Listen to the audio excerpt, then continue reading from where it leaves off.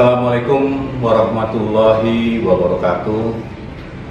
Kombinasi dari masalah ekonomi, sosial, politik, dan kesehatan menantang para leader untuk mengembangkan strategi bisnis yang tepat. Revolusi industri 4.0 dan transformasi digital membuat perusahaan perlu mengkaji ulang tentang cara bagaimana meningkatkan produktivitas karyawan. Tekanan baru untuk bergerak lebih cepat, sehingga perusahaan tidak memiliki banyak waktu untuk segera beradaptasi dengan tenaga kerja yang lebih beragam. Hal ini membuat 80% leader percaya bahwa mereka perlu mengembangkan kepemimpinan dengan cara yang berbeda. Kebanyakan pemimpin mudah merasa puas dengan capaian kinerja yang baik. Padahal perusahaan yang berkinerja baik masih dapat menjadi perusahaan yang hebat. Tantangan perubahan di PT PEN 13 saat ini adalah untuk tidak cepat puas dan tetap melakukan perbaikan terus-menerus pada perubahan yang telah dimulai sampai membentuk budaya baru. Profil pemimpin yang hebat atau great leadership bukan yang karismatik, tapi yang rendah hati dan bekerja secara profesional. Lebih banyak mendengarkan, memberikan coaching, konseling, dan mentoring, menghayati kebutuhan karyawan sebagai internal customer.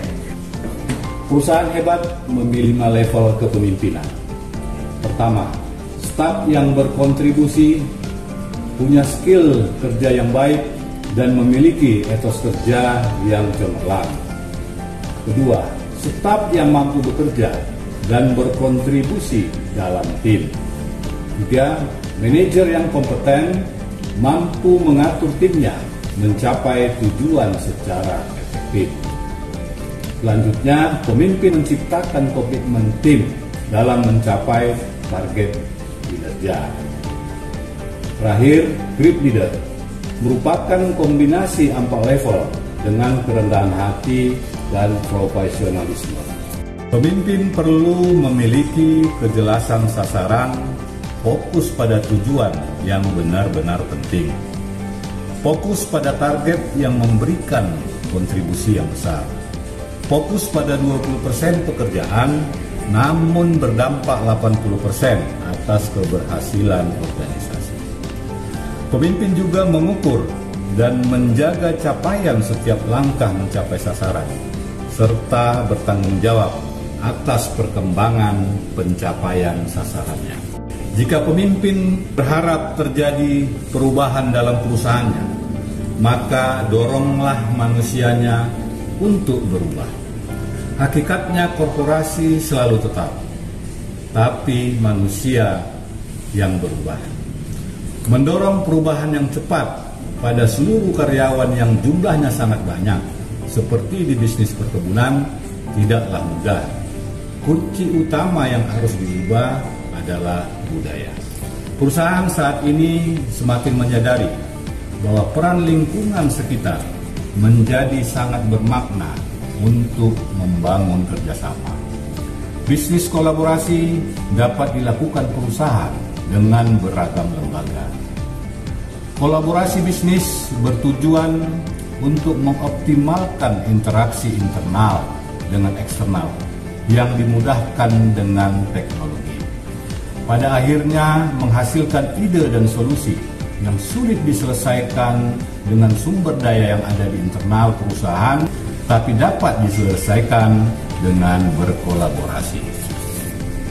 Kolaborasi bisnis bertujuan menciptakan keuntungan bersama yang lebih besar. Tingkatan kolaborasi yang dapat dilakukan seperti aliansi, portofolio, expert collaboration, community, network, ecosystems, bahkan competition. Competition adalah kolaborasi dengan kompetitor. Lawan tidak dimusuhi, tapi dapat bersama-sama menciptakan keuntungan yang lebih besar. PT Perkebunan Nusantara sebagai perusahaan EV Asset dengan areal yang luas, tenaga kerja yang banyak, menghadapi tantangan dengan kemajuan teknologi dan perkembangan bisnis masa depan yang kita kenal dengan story of future yang padat teknologi. Nilai-nilai Planters akan dikolaborasikan dengan kecanggihan teknologi untuk meningkatkan kinerja lebih baik lagi. Pemimpin hebat menentukan arah strategi perusahaan dengan mensosialisasikan strategis yang rumit menjadi sederhana agar mudah dipahami setiap elemen karyawan.